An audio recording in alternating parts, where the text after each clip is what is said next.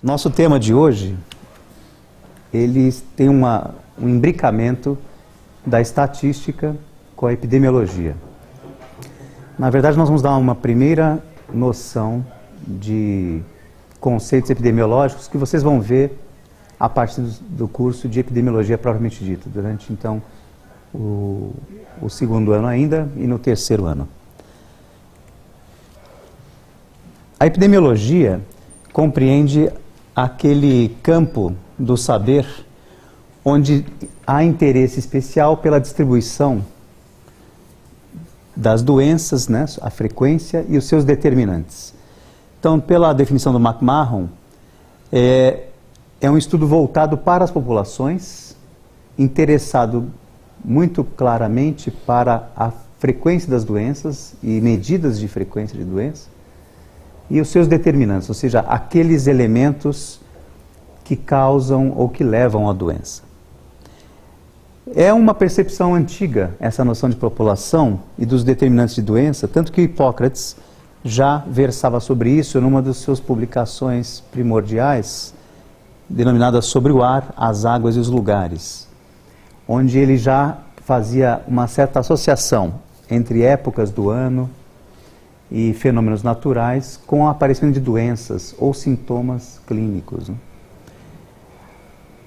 O que acontece mais para frente, muito mais para frente, é que no século XIX, William Farr vai anotar sistematicamente, né, estas ideias de registrar caso a caso, especialmente em doenças que acometiam em surtos, que foram chamados de epidemias, ou seja, um aumento perceptível do número de casos de uma mesma doença num certo momento do tempo. Então a palavra epidemia surge com essa conotação desde o princípio, e a epidemiologia ganha grande força quando o John Snow demonstra que o cólera, né, era causado por uma fonte contaminada em Londres. E ele faz todo um raciocínio que envolve a geografia da cidade, o segmento dos casos e as conexões da contaminação para chegar naquele detalhe da fonte. Tá? Então foi um momento emblemático, que ele é o fundador, digamos assim, da área de epidemiologia e formalizador deste raciocínio que joga com o tempo, com o lugar, o espaço e os casos de doença, fazendo conexões então de natureza, de um raciocínio dito epidemiológico. Hoje, nós contamos com inúmeras ferramentas que vão da estatística clássica hoje, né, a frequentista, até os raciocínios mais elaborados em termos de modelagem matemática. No caso, a epidemiologia está emprestando ferramentas até para a economia, principalmente no tocante ao nosso tema de hoje, que é o risco. A ideia de risco está sendo extrapolada do risco de doença para o risco de, por exemplo, um investimento financeiro. Há quem critique esta apropriação de ferramentas usadas na saúde com uma certa característica, né, voltados então para a doença, para outras áreas do saber. Mas isso é o que nós fazemos na medicina o tempo todo. A gente também pega a instrumentação de outras áreas e aplica nas nossas especialidades. Muito bem. Quando a gente fala em medida de frequência de doenças, nós estamos interessados em fazer algumas correlações, ou seja, em conectar o tempo, a contagem especificamente da doença, com o tempo e o espaço. Então aqui, só para ilustrar, nós temos aqui 4 situações diferentes, 4 cidades do estado de São Paulo, de porte, de número de população, de habitantes, muito diferentes. Então São Paulo, em 2002, reparem que esse detalhe é importante, quando nós falamos de uma contagem, de uma frequência, nós estamos preocupados em tempo e espaço. Então aqui nós temos São Paulo, com um número de habitantes muito maior que o de Campinas, que é maior que o de Itu, que é o maior que é maior que Flórida Paulista. Então, 4 cidades de tamanho, com número de habitantes diferentes. Reparem que aqui, nas nossas carinhas, aparecem a situação de pessoas saudáveis, pessoas adoecidas e pessoas que morreram da doença. Então, para fazer uma medida tipicamente epidemiológica, eu tenho esta formulação genérica, geral. A medida, que aí nós vamos aprender hoje 2 especiais, e, vamos lá, jogamos em cima um numerador, que é a contagem de doentes, ou do fenômeno de interesse, sobre o denominador, que é a população, e este por tempo aqui é uma medida que eu posso escolher por mês, por semana, por ano, por década. Vai depender muito do que eu estou medindo, se o fenômeno é mais raro ou não, se eu estou interessado em fazer uma análise anual, semanal ou mensal. Então, por exemplo, a vigilância epidemiológica, dado que você tem uma ocorrência numa época de gripe, por exemplo, ela vai contar o número de casos semanais, ou vai anotar semanalmente os casos. Então, esta é uma forma geral de obter qualquer medida. O numerador é a contagem propriamente dita, o denominador é a população total ou a população, como nós vamos ver, vulnerável, e o tempo aqui não é para dar a métrica de regularidade. A primeira medida de interesse é a prevalência, que vocês já viram na aula passada, quando estudaram o teorema de Bayes e as medidas relacionadas à sensibilidade, especificidade e valores preditivos, né? Então a prevalência vocês já viram, mas de qualquer forma vamos relembrar que é, numa definição simples, quantos indivíduos têm uma dada característica ou doença naquela população. E aqui a população é tomada como um todo, todos os habitantes. Então o numerador é a contagem de indivíduos com aquela característica ou doença. E o denominador, a população total. Então nós vamos pegar o exemplo de uma população menor, a cidade de Flórida Paulista, e vamos calcular a prevalência de toxoplasmose nesta cidade. Então vocês têm que supor aqui que nós fomos a campo, amostramos os habitantes da cidade. Aqui ela está aparecendo, digamos, 4.000 habitantes, digamos que ela conte com esse total aqui em 2002, e destes 1.000 indivíduos eram soropositivos para a toxoplasmose. Portanto, a prevalência de toxoplasmose em Flórida Paulista é 1.000 sobre 4.000, 0,25. Então a prevalência é direta, não tem muito segredo, ela é apenas a contagem sobre a população total. Isso pode ser traduzido dessa maneira como porcentagem. Então, eu posso dizer que a prevalência de toxoplasmose em Flórida Paulista em 2002 é de 25%. E a tradução disso é 25% dos habitantes é soropositivo ou teve contato já com o toxoplasma. Ok? Uma outra medida que vocês talvez ainda não conheçam pela definição epidemiológica, mas já ouviram falar, a palavra é muito frequentemente usada, é a incidência. A incidência tem uma nuance importante de ser observada, porque a incidência é o número de indivíduos que passaram a ter uma dada característica ou desenvolveram uma doença, porque não tinham aquela doença, isso é importante, ou seja, eles eram sadios, adoeceram, e no período de tempo bem definido. E como é que eu calculo isso? Aqui entra a diferença. Logicamente, a contagem de indivíduos que adoeceram tem que aparecer no numerador, são os casos novos, mas é muito importante que o denominador seja constituído apenas dos indivíduos suscetíveis. Então, aqueles que ficaram doentes o ano passado, por exemplo, saem da conta.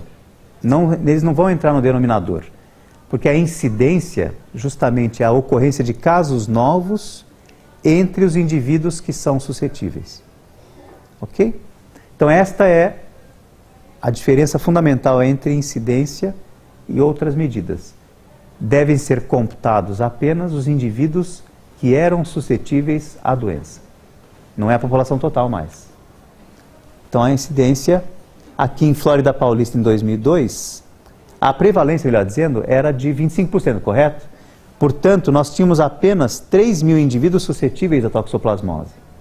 Se eu for calcular a incidência da toxo no ano seguinte, em Flórida Paulista, vou reparar que um número de casos novos aparece em 2003 e vamos dizer que foram 30 casos novos, mas quantos eram suscetíveis? 3 mil.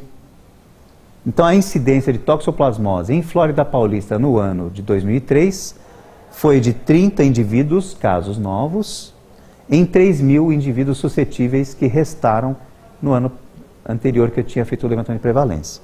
Então, 1 para 100 é a minha incidência de toxo em 2003 em Flórida Paulista. Nós geralmente relatamos a incidência de uma maneira assim, número de casos por tantos habitantes. Aqui, como Flórida Paulista é pequenininha, eu estou falando um caso em cada 100 habitantes, é a incidência. Vocês vão ver mais, de modo mais comum, essa taxa referida como por 100 mil habitantes.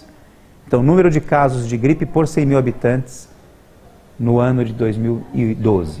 Aí vai ter lá uma indicação da vigilância epidemiológica.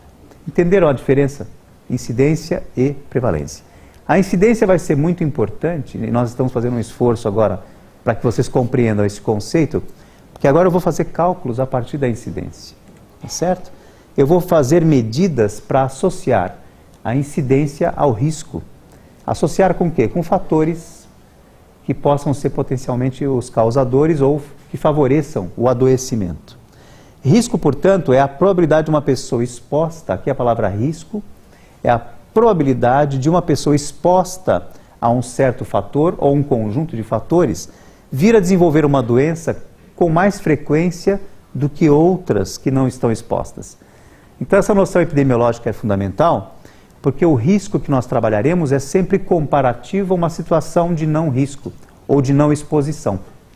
Então quando nós dizemos fumar aumenta o risco de câncer, isso foi determinado, foi calculado, foi verificado a partir da comparação com não fumantes. Porque câncer de pulmão, por exemplo, desenvolvem pessoas que não fumam também. Correto? Mas aquelas que fumam têm uma chance, uma probabilidade aumentada de desenvolver câncer. Então este é o sentido de risco. É uma probabilidade e ela estará sendo calculada em função de indivíduos expostos a um fator ou conjunto de fatores com indivíduos que não estão expostos.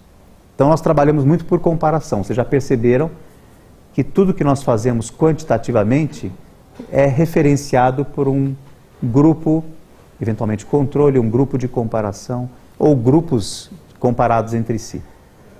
Medidas absolutas são mais difíceis de se obter. Então sempre por comparação nós tiramos, ou mais frequentemente por comparação, nós tiramos as nossas evidências. Lembrar que um fator de risco pode não ter relação causal com o fenômeno que eu estou estudando. Ou seja, aquela ideia de associação temporal existe, mas são fenômenos causados por um outro fator. Então, esta é uma ideia que tem que ficar clara, né? O risco não impõe relação causal. É uma das questões que compõem aqueles critérios para a causalidade. Nós temos dois tipos de estudos característicos nesta área, dois tipos de desenho de estudo. Os observacionais, também chamados de coorte, ou de segmento, ou longitudinais, e os casos controle, estudos caso-controle. Destes estudos, nós podemos tirar algumas outras medidas baseadas na incidência. O risco absoluto, por exemplo, é a incidência da doença entre os indivíduos expostos ao fator que nós estamos interessados em verificar o risco. Então, cigarro, fumantes têm uma incidência de câncer de pulmão determinável, que a gente chama de risco absoluto. Como eu falei, o risco absoluto por si só, ou sem comparação, nos deixa com pouca condição de impor, por exemplo, ao cigarro atribuir ao cigarro uma consequência para o câncer de pulmão. Então, o que começa a nos interessar é fazer algumas contas com estas incidências. E a primeira delas é o risco atribuído, ou diferença de risco, que nada mais é que a incidência entre os expostos menos a incidência entre os não expostos. Vocês já sabem que esta barrinha em cima da letra é o complemento do outro, da outra característica. Então, isso aqui é a incidência dos expostos, o E barrinha é a incidência entre os não expostos. Aqui, de novo, eu tenho uma medida simples, rápida. Então, vamos dizer que a incidência seja de 10 pacientes por 100 mil habitantes, numa certa doença, entre expostos a um fator. Os não expostos é 2 por 100 mil habitantes. Qual é a diferença de risco? 8. Então, eu tenho 8 indivíduos por 100 mil habitantes a mais de incidência, 8 casos a mais entre os expostos do que os não expostos. Tá certo? Ainda é muito simples e a gente pode fazer uma medida nova, que é a relação, a razão entre as incidências dos expostos e dos não expostos. Esta relação, esta razão, tem um nome característico, um nome próprio, chamado risco relativo. Risco relativo, então, é uma definição bastante usada, muito importante em epidemiologia, e vai ser uma das medidas mais frequentes que vocês verão em estudos epidemiológicos, que divide a incidência dos expostos pela incidência dos não expostos. Vamos ver um pouquinho mais adiante algumas outras questões. Como é que eu tiro o risco relativo de um estudo epidemiológico? Se nós vamos a campo, montamos um estudo qualquer, onde eu tenho os indivíduos classificados entre expostos, sim, e não expostos. E aí vou observar se há doentes, sim, e não doentes. Temos de novo aqui então a montagem de uma tabela 2x2. Como nós já falamos antes, a tabela 2x2 ela vai aparecer e vai ser muito útil em diversas situações. Vocês viram na última aula, para calcular sensibilidade, especificidade, valor preditivo, etc. E agora vamos ver para calcular risco e outras medidas que surgem da tabela 2x2. Quando eu vejo uma tabela 2x2, eu penso em Q quadrado, não é isso? E nós poderemos usar Q quadrado aqui também, entre outras técnicas, para verificar a significância do meu risco relativo. Então, como é que eu tiro o risco relativo de uma tabela 2x2? Basta que eu veja a incidência dos expostos e a incidência dos não expostos. Quem são os expostos? É todo esse conjunto aqui. A mais B representa o conjunto de indivíduos expostos ao fator que me interessa. E aqueles que desenvolvem a doença, então eu quero ver a incidência entre os expostos, que é A sobre A mais B. E a incidência dos não expostos é C, não expostos, sobre C mais D, que são todos aqueles que não são expostos. Alguns desenvolvem a doença e outros não. Se eu fizer esta conta, portanto, eu obtenho o risco relativo. É importante entender como é que eu tirei a incidência de uma tabela 2x2, né? Então, de todos os indivíduos expostos, A mais B, alguns desenvolvem a doença e outros não. Então, é a incidência entre os expostos dividido pela incidência entre os não expostos. Ok? Caracteristicamente, esse tipo de situação vem de estudos de coorte, de segmento. Por quê? Vamos entender como é que funciona um estudo de coorte. Eu reúno, no momento zero do meu estudo, digamos, 100 indivíduos, 100 pacientes, ou 100 pessoas, que não são pacientes ainda, é isso que é importante, são 100 pessoas voluntárias que eu vou seguir durante 5 anos. Elas não têm a doença que eu estou interessado. Por exemplo, elas não têm diabetes. Pego então mais outras, mas só que elas são pessoas obesas. Então, meu risco aí é a obesidade, digamos. O fator que eu estou estudando é a obesidade. Pego outras 100 pessoas que são de índice de massa corpórea normal e coloco em observação também por 5 anos. Então, eu vou seguir 200 pessoas, 100 obesas, que é o meu fator de risco, de interesse agora, e outras 100 que são de índice de massa corpórea não alterado. Vou seguir durante 5 anos e vou anotar quantas vão desenvolver diabetes, tanto das que são gordinhas quanto das magras. E vou obter um certo número. Deste número de pessoas que, digamos, adoeceram, desenvolveram o diabetes, entre as expostas eu calculo a incidência naqueles 5 anos. E das não expostas, das pessoas magras, as que desenvolveram a doença. E vou verificar se realmente obesidade gera um número maior, uma incidência maior do que a dos magros, que vão, portanto, se esse número é maior, eu vou obter um risco relativo superior a 1. Vocês já perceberam que números entre 0 e 1 mostram que não há risco relativo, ou seja, aquele fenômeno, aquele fator não gera mais doença. Se o número for maior que 1, aí eu começo a ter uma possibilidade de inferir risco para aquela característica, para aquele fator. Ok? Entenderam como funciona então? Um estudo de coorte, pegamos um número de pessoas no grupo que tem o fator de exposição e no grupo que não está exposto. E seguimos durante um tempo, obtemos ao final do tempo previsto um número de doentes em cada grupo, expostos e não expostos, e calculamos o risco relativo. Uma outra medida interessante é a chamada em português razão de chances, que em inglês, foi criado em inglês esse tipo de termo, chama-se odds ratio.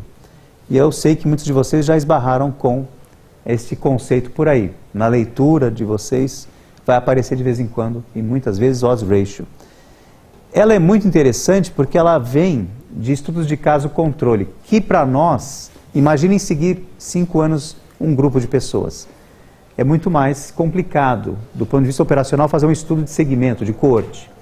Mas os estudos de caso controle, que têm um desenho mais facilitado para desenvolvermos dentro do ambiente, por exemplo, hospitalar, clínico, ambulatorial. Porque pegamos um número de pessoas já sabidamente doentes, expostas ao fator de risco, e um número de pessoas não doentes, que são os controles, com características similares aos doentes. Similares em que sentido? Idade, sexo, condição socioeconômica. A gente tenta controlar variáveis, outras que não aquela de interesse. Então, para ficar no limite, apenas com o fator de risco presente, para os expostos, evidentemente, e nos controles, o fator de risco ausente. Vamos gerar, da mesma maneira com esse tipo de estudo, uma tabela 2x2, que tem a mesma característica, expostos e não expostos, doentes e não doentes cruzados, só que a vantagem é que eu faço isso de maneira transversal. Eu vou ao ambulatório, seleciono os pacientes, seleciono os controles e já monto a tabela, de uma maneira muito mais ágil, em termos de tempo. Eu posso fazer um estudo desse por semana, com prontuários, com anotações, mas eu não tenho necessidade de esperar o tempo passar para a pessoa adoecer. Os observacionais do tipo coorte me demandam ficar esperando que as pessoas adoeçam. Nesse caso, tem um estudo muito mais direto, com um poder de definição pior do que o de coorte, do ponto de vista epidemiológico, que seria mais interessante observar no tempo a história populacional de adoecimento. Mas, de qualquer forma, é válido, né? E como é que eu calculo aqui, então, a minha razão de chances? A conta parece complicada a princípio, porém, se nós pegarmos... Por que é uma razão de chances? Porque eu faço 2 razões. A primeira razão, que está aqui em cima, é justamente dos doentes que estavam expostos, esta incidência aqui dos doentes expostos, dividida pelos doentes não expostos. Então isso aqui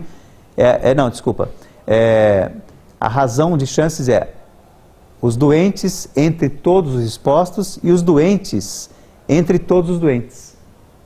Então reparem que aqui eu estou comparando a proporção de pessoas que adoeceram entre os expostos dividido pelos os que adoeceram entre todos os doentes. Os expostos que adoeceram entre todos os doentes. E aí divido pelos não doentes.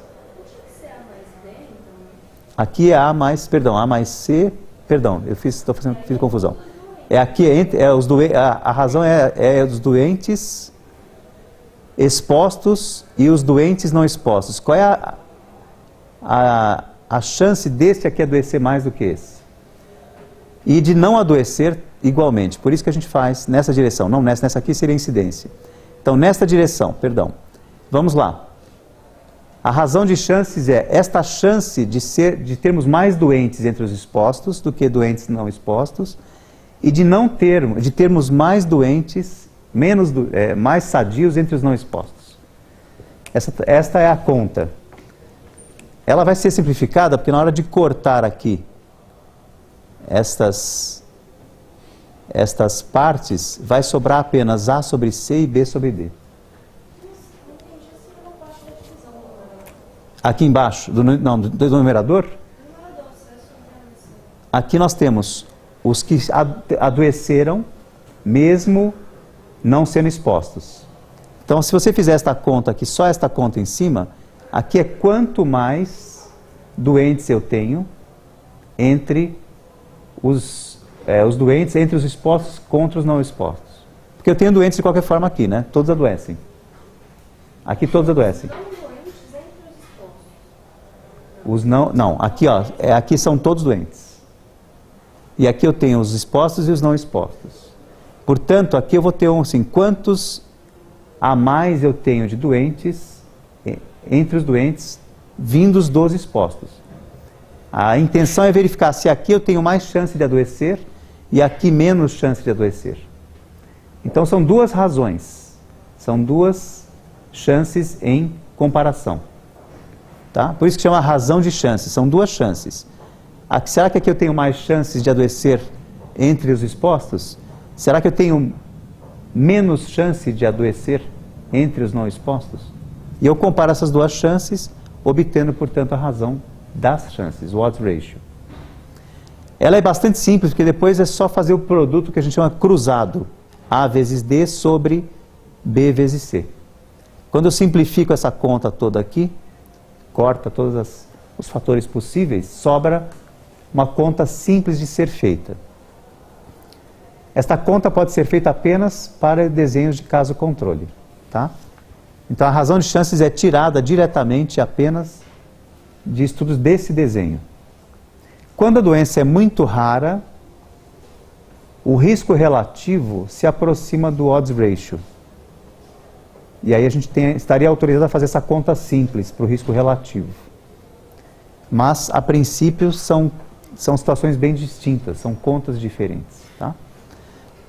Então, a razão de chances vai aparecer em muitas vezes agora, principalmente em análises multivariadas, que a gente calcula a razão de chances para definir que aquele fator contribui para a doença ou não. Quando eu faço com muitas variáveis para determinar uma variável dependente, nós vamos ter um cálculo interessante para discriminar quem contribui para a doença e quem não contribui numa análise multivariada.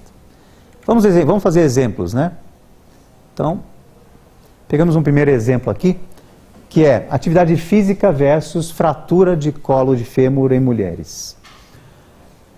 Então, esse estudo aqui foi feito com 130 mulheres sadias a princípio, que foram observadas durante um tempo longo e anotou-se fratura de colo de fêmur durante um período longo de estudo. Então, as mulheres foram classificadas como sedentárias e mulheres que faziam mais de 2 horas de exercício de atividade física durante a semana. Ao final do período de estudo longo, um período de observação longo, que ninguém fica quebrando a perna toda hora por aí, né? Então, essas 130 mulheres observadas durante um período longo, constatou-se que 20 delas, das sedentárias, tiveram fratura. E 48 das mulheres com atividade física também tiveram fratura. Quando você olha assim, fala, puxa, mais mulheres tiveram fratura fazendo atividade física. Porém, foram amostradas 98 mulheres que faziam atividade física e 32 mulheres que não faziam atividade física, sedentárias. Então, o que vale aqui é a incidência comparada nos dois grupos. Então, a incidência de fratura entre as sedentárias é 20 sobre 32. A incidência de fratura entre as mulheres que fazem atividade física é 48 em 98. Podemos calcular, como é um estudo de coorte, de segmento, nós podemos calcular o risco relativo. Vejamos como é que fica o risco. Então, são as incidências entre as sedentárias, que é o fator de risco, sobre a incidência das não sedentárias. Deu 1,28. Deu um número superior a 1. Será que esse número é significativo? Porque nós agora temos que, vocês já aprenderam a se perguntar se é significativo o valor obtido. No caso, 1,28, será que me traz uma evidência significativa de que eu tenho maior risco de fratura entre mulheres sedentárias? Para isso, nós vamos ter que fazer um novo cálculo, que é o intervalo de confiança. Além de testar estatisticamente, depois pelo Q quadrado, é possível testar essa tabela pelo Q quadrado, né? Nós temos um outro parâmetro aqui para fazer a nossa definição, que é o intervalo de confiança. O que é o intervalo de confiança? O intervalo de confiança é definido para uma certa probabilidade de eu obter aquele valor numa faixa de variação que eu estabeleci. Então, se eu quiser ter 95% de confiança de obter um valor em torno daquele que eu obtive, eu tenho que estabelecer uma faixa de variação. E o intervalo de confiança, portanto, é calculável para 95%, 90% de confiança, 99% de confiança, até menos ou, no limite, chegando próximo a 100% de confiança. Vocês já perceberam que quanto maior a confiança que eu quiser, maior será o intervalo, né? É como se eu quisesse acertar sempre o alvo, digamos, jogar uma bola numa cesta. Quanto maior o aro da cesta, maior a minha confiança de acertar dentro do aro. Aqui é mais ou menos nossa questão é essa. Eu quero saber qual é o intervalo que me dá confiança de obter em torno daquele valor os valores do intervalo. Então ele abre, é como se eu abrisse o aro da cesta de basquete para ficar maior, para eu ter maior confiança de acertar naquele intervalo. Quando eu faço esse intervalo, no caso do risco relativo, o que acontece com o valor? Se ele é eu parto de 1 em 28, que está aqui a conta, né? Eu vou fazer 1 em 28, mais ou menos este 1 em 96, que na curva normal é o 95%, em torno da média, né? Lembra da curva normal? Eu tenho as caudas, quando eu falo 5% bicaudal, 2,5 em cada cauda, 95 no centro. Qual é o valor de corte? 1 em 96. Então, se eu fizer esta conta aqui, o risco relativo, que é 1 em 28, mais ou menos 1 em 96, vezes raiz quadrada de 1 sobre A, que é essa posição, mais 1 sobre C, que é esta posição, menos 1 sobre A mais B, que é isso aqui, menos 1 sobre A mais C, que é isso aqui, eu obtenho a variação em torno do valor obtido de risco relativo. Para calcular, então, esse intervalo, eu tenho que fazer o logaritmo do risco relativo e fazer essa conta, mais 1,96 e menos 1,96, e depois elevar os resultados o número de Neper, elevado a esse valor. Aí eu obtenho o intervalo de confiança. Ok? Vamos calcular isso então? Qual é o nosso intervalo de confiança? Bom, se eu rodar o Q quadrado, eu vou ter um P igual a 0,18. Vocês já sabem que isso significa o quê? No Q quadrado, 0,18, como qualquer teste que vocês viram até aqui, o P foi maior que o alfa, digamos um alfa de 5%. Portanto, não existe associação entre esses dois, essa questão de sedentarismo e exercício nesta tabela. Ou seja, a fratura ocorreu de modo similar, proporcional nas duas. Vamos ver o intervalo de confiança, então? Aqui está. Meu intervalo calculado daquela maneira é 0,91 até 1,80. Aqui tem uma informação muito importante. Reparem que o limite inferior do intervalo de confiança é um valor menor do que 1. E o meu risco relativo é 1,28. Nós dizemos que quando o risco relativo cai entre um valor menor do que 1 e um valor maior do que 1, ele não é significativo. Pode ser qualquer coisa, na verdade. Então, de 0,91 a 1,80 pode ser qualquer risco. Pode não ter risco. 0,91 é não ter risco, né? Então, se é menor do que 1, não há risco. Não posso inferir o risco nesse caso, que o sedentarismo leva a um aumento de fratura. Oi? Então vamos lá. Nós calculamos antes, nós calculamos o risco relativo, dessa maneira. Eu vou colocar então, vai ficar o meu intervalo de confiança, depois de calculado o risco, vai ser 0,91 a 1,80. O risco é 1,28, calculado. Porém, o intervalo me mostra que ele pode começar antes de 1. Abaixo de 1 quer dizer que não há risco. Então eu não tenho certeza mais de que o risco existe. De duas maneiras eu cheguei a essa conclusão. Pelo Q quadrado, que não foi significativo, e pelo intervalo de confiança, que também mostrou que há uma chance de cair o risco relativo abaixo de 1.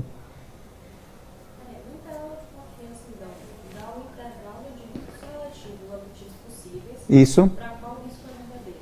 O risco o verdadeiro a gente não conhece. Eu tenho um estimado. Para qual risco é aceito como existente? Estimado. Fala assim a palavrinha simples. Eu estimei um risco, 1,28.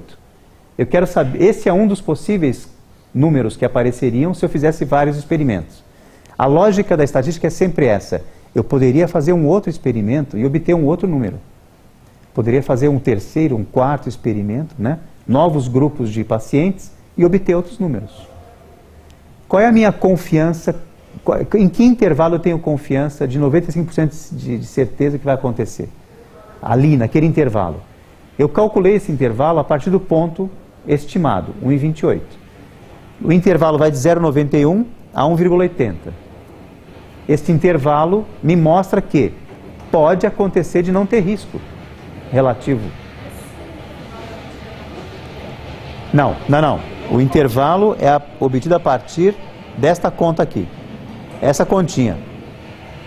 Então, eu vou pegar o risco relativo estimado, que é 1,28, somar 1,96 por vezes raiz quadrada desta conta aqui, com esses dados da tabela. Vou subtrair também do logaritmo do risco relativo esta conta. E aí vou elevar cada um desses resultados, né? Vai ser o meu expoente do número de Neper. Eu vou inverter o logaritmo natural. E vou obter 0,91 a 1,80. Fala. Não, o P é uma medida do Q quadrado. A tabela não é de 2 por 2? Eu posso fazer um Q quadrado aqui para ver se tem associação entre sedentarismo e fratura. É uma associação, não estou testando o risco aqui, estou testando uma associação. Ele me diz se tem associação ou não. Eu já vi que não tinha pelo Q quadrado. Então, das duas formas, eu confirmei que não tem um risco aumentado. O sedentário, a mulher sedentária não teve mais fratura, não estava sob risco de fratura aumentada.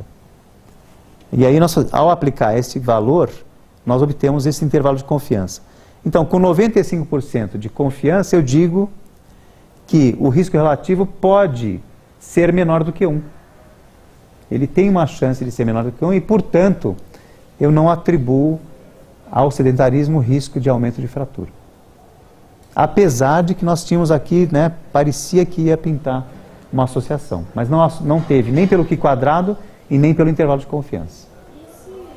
Oi? Tem uma chance do Q quadrado e intervalo de confiança darem resultados diferentes? Não conheço, não vi acontecer. A associação já mostra a desproporção, né? E na desproporção a incidência fica aumentada. Entendeu a ideia? Então eles estão acoplados. Geralmente nunca vi acontecer de darem divorciados um do outro, tá? Muito bem. Então agora nós podemos dizer que temos evidência de que o sedentarismo não aumentou a fratura. Neste grupo de estudo, eu tenho uma limitação com N razoavelmente pequeno para... E não sei qual foi o segmento também, né? Vai ter um segmento talvez um pouco mais longo. Fenômenos de doença são um pouco mais complexos de observar. Que eu tenho que dar tempo dos acontecimentos. Às vezes, muitas vezes a mulher sedentária corre menos risco também. Digo, de fratura, porque ela não se expõe. Ela não sai, não anda muito, não sai muito. Acaba não tendo chance de queda, né? Oi?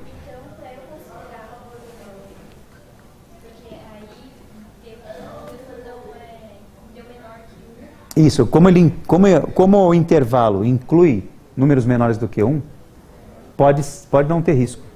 Então, para poder ter risco, teria que ser... O intervalo maior que 1. Então, para que eu afirme que há risco, tem que ser maior que 1 o intervalo de confiança. O limite inferior tem que começar num número maior que 1. Ele não pode incluir o 1, ou números menores do que 1. Porque, se você... Veja, o risco, o que é o risco relativo? Eu quero verificar se tem incidência aumentada. Para ele ser... Se ele cai menor que 1, pode ter fator de proteção até. Existe. Se o limite superior e inferior estiverem menor que 1, eu falo que tem fator de proteção. Eu faria o raciocínio contrário. Então, 1 é o limite. É o limite a partir do qual eu faço o meu raciocínio com risco. Se é maior do que 1, o intervalo de confiança começa num número maior do que 1, eu falo em risco relativo aumentado. Se o intervalo superior e o inferior estão menores do que 1, no intervalo de confiança, eu falo em fator de proteção. Quando eu inverto a conta, eu falo em fator de proteção. Tá ok? Tudo certo? Podemos seguir? Nós vamos exercitar isso muito na epidemiologia. Esse aqui hoje é só um preâmbulo, mas no segundo semestre em diante vocês vão ver isso na epidemiologia. Aplicado, né? Então, se eu inverter a conta, como eu falei agora, eu vou obter um risco relativo 0,78. Digamos que eu esteja interessado em verificar se a atividade física é fator de proteção. É um pouquinho diferente a pergunta, né? Eu falei, sedentarismo é fator de risco. Eu posso fazer o contrário. Atividade física é fator de proteção para fratura. Se eu inverter a conta meramente, vocês perceberam que quem era o A na nossa conta aqui, né, passou a vir para cá. Então, ao inverter, que são os mesmos pacientes, eu apenas mudei a pergunta para fator de proteção, eu obtive um relativo de 0,38. O que quer dizer isso? Quer dizer que as mulheres que fazem atividade física têm menos fratura proporcional às que não fazem, às que são sedentárias. Então, deu um número menor que 1. O intervalo de confiança foi 0,56 a 1,097. Bateu na trave aqui, né? E o P não muda, porque a tabela é a mesma. O Q quadrado é igualzinho, não pode mudar o valor de P. Mas vejam que, de novo, deu aquela questão de o intervalo de confiança pegou o 1 no meio. Se o 1 está no meio do intervalo de confiança, eu não posso concluir pelo risco, ou nem pelo fator de proteção. Então, não posso dizer que o risco relativo é menor das mulheres que fazem exercício. Então, vocês repararam que tem duas vias de fazer, tem duas maneiras de fazer essa conta, essa tabela. Se eu pergunto risco, eu estou atrás de um risco relativo maior que 1. E um intervalo de confiança que esteja acima de 1. O limite inferior e superior. Se eu faço o fator de proteção, eu estou interessado num risco relativo menor do que 1. E um intervalo de confiança que caiba em valores menores do que 1. É o mesmo fenômeno, só que perguntado de duas maneiras diferentes.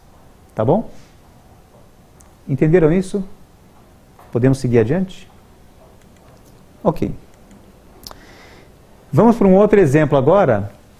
Pegamos aqui casos de fascite plantar em pacientes e comparamos isso com índice de massa corpórea. Tá certo? Então, pessoas... Então, agora nós estamos num ambulatório. Um ambulatório que tem casos de fascite plantar, lá na fisiatria. Então, pegamos os casos e aí controlamos os pacientes, sexo, idade, nível socioeconômico, comorbidades como diabetes, hipertensão, etc. E selecionamos 2 grupos. Um grupo de pacientes com índice de massa corpórea maior que 30 e um grupo de pacientes com índice de massa corpórea menor ou igual a 30. Então aqui nós temos um grupo de obesos mórbidos e aqui um grupo variado de obesos e eventualmente até não obesos. Somamos 150 pacientes no total, dos quais 104 são os nossos controles e 46 os casos de obesidade mórbida. E queremos verificar se há risco aumentado entre os obesos mórbidos de desenvolver a fascite plantar. Reparem que 29 em 46 parece proporcionalmente bem maior do que 21 em 104. Correto? Então nós temos aqui, mas qual é o desenho disso tudo aqui? Caso controle. Sendo caso controle, eu não posso usar risco relativo. Eu tenho que me lançar a mão de um outro tipo de cálculo de risco, que é o odds ratio, ou a razão de chances. Então, tá lá. Já sabemos que para fazer essa conta bastante rapidamente, basta multiplicar cruzadamente 29,83 e dividir por 17 vezes 21. Obtivemos 6,74. Vocês já viram que a dimensão do odds, aí, essa chance de fascite plantar em pacientes obesos mórbidos é bem maior do que em pacientes com índice de massa corpórea menor que 30. Menor ou igual a 30. Mas será que é significativo? Vale o mesmo raciocínio que para qualquer risco. Eu preciso saber o intervalo de confiança. O intervalo de confiança vai me dizer o quê? Se o limite inferior estiver acima de 1 do intervalo, eu digo que esse aí realmente é significativo, essa associação. Este risco é aumentado mesmo entre os obesos mórbidos. Então, nós temos que calcular o intervalo de confiança, que no caso aqui nosso vai ser 3,132 até 14,512. Percebam que o 1 está bem distante daqui. Então, o intervalo está bem acima de 1. Não precisa estar bem acima, estando 1,00 alguma coisa, 1 já está valendo. Mas está acima, portanto, eu posso atribuir à obesidade mórbida um risco aumentado de desenvolver fascite plantar. Ok? Também rodo o Q quadrado nesse caso, que tem um P menor que 0,001. Ou seja, há uma associação entre obesidade mórbida e fascite plantar. É desproporcional, né, a ocorrência de fascite plantar entre obesos mórbidos. Tá certo? Então, com o teste Q quadrado, e para calcular o odds ratio, o intervalo de confiança, a conta é um pouquinho diferente. Vai ser, da mesma maneira, o logaritmo natural do odds ratio, mais ou menos 1,96, raiz quadrada de 1 sobre A mais 1 sobre B, mais 1 sobre C mais 1 sobre D. Então, este número aqui, esse intervalo é obtido desta maneira.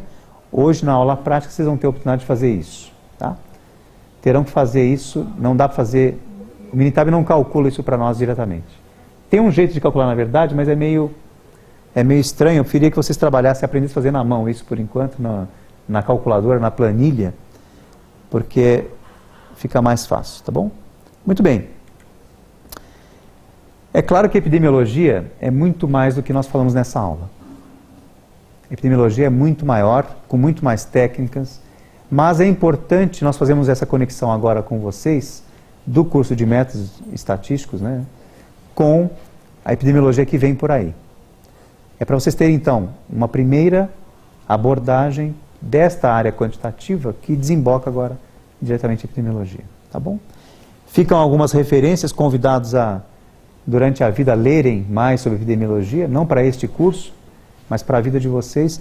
Isso vai ser importante e tem várias referências boas em epidemiologia para vocês depois procurarem a biblioteca ou mesmo adquirirem um livro. Acho que vale a pena ter um livro de epidêmio na cabeceira, na estante. Tá bom?